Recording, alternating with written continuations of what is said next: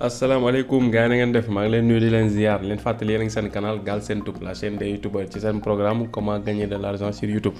naka la ñuy gagner xaalis YouTube vidéo ki leen koy defal di Pape Mor Lo ñu leen koy defal en wolof. vidéo tey nag comme ni ngeen ko xamee vidéo passé ñu ngi doon wane nan la ñuy ajouter compte bancaire ci AdSense boo xam dafa nekk États-Unis wala nga domicile ko États-Unis wala nekkul nag obligatoirement da ngay nekk États-Unis pour am compte bu nekk États-Unis bii nag borom États-Unis la nekk mais. mën nga nekk fi Sénégal di ubbi compte AdSense ñun la choisiral ban pays la AdSense bi nekk nga def États-Unis su boobaa tamit tu es obligé il faut compte bancaire bu nekk États-Unis nga ci mën a def voilà loolu la. léegi nag wanoon nañ leen nan ngay ajouter sa compte bancaire bu fekkee da nga am AdSense boo xam ni États-Unis la nekk léegi nag xam nga compte bancaire yooyu day laaj validation wane woon nañ ko bi passé validation boobu nag code bi ñëw na borom envoyé nañu liñ ko envoyé ci compte bi muy benn mun naa ni.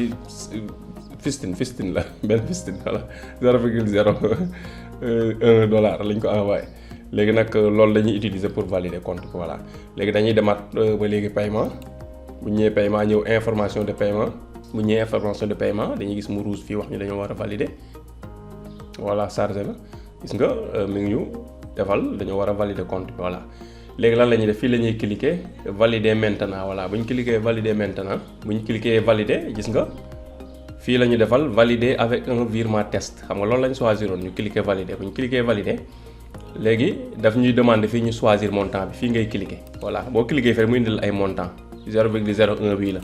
waaw bu la neex tam mun nga ko fi bind bu defee ni 0 nga bind ko fi mais comme da lay defal montant yi possible pour ñu envoyer la ko da la koy defal fii voilà 0,01 lañ ñu defal léegi ñu cliquer valider voilà waaw gis nga lu mu ñu defal votre compte bancaire est validé voilà. Vous pouvez maintenant utiliser votre compte courant la quoi moo tax mu bindal ñu votre courant compte voilà ñu cliquer fii ok voilà gis nga léegi compte bi léegi macha allah amatul benn restriction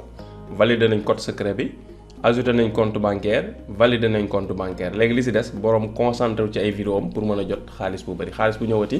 bu baar bi feesee egg $100 rek le 8 bu ñu ko transféré mu ñëw ci AdSense fii lay dugg par exemple bu amaatee $35 weer bii di ñëw paiement bii di ñëw le 8 bii di ñëw fii lay dugg baar bi ñëw ba fii moo nit kon am na 70 moo jaraat beneen paiement 35 wala 40 mu mat 100 su ma dee 100 bu ñu nee ba le 21 ñu viré ko ci compte bancaire bi voilà. vidéo bi fii lay yem kon wane nañ leen nu ñuy ajouter compte banque ca États-Unis wala AdSense boo xam dañ ko domicilier États-Unis wan leen tam nan nga ci nan nga koy valider pour mën si jot ay paiement kon ñu ngi leen jox rendez-vous ba vidéo bii di ñëw incha allah rabbi jërë ngeen jëf.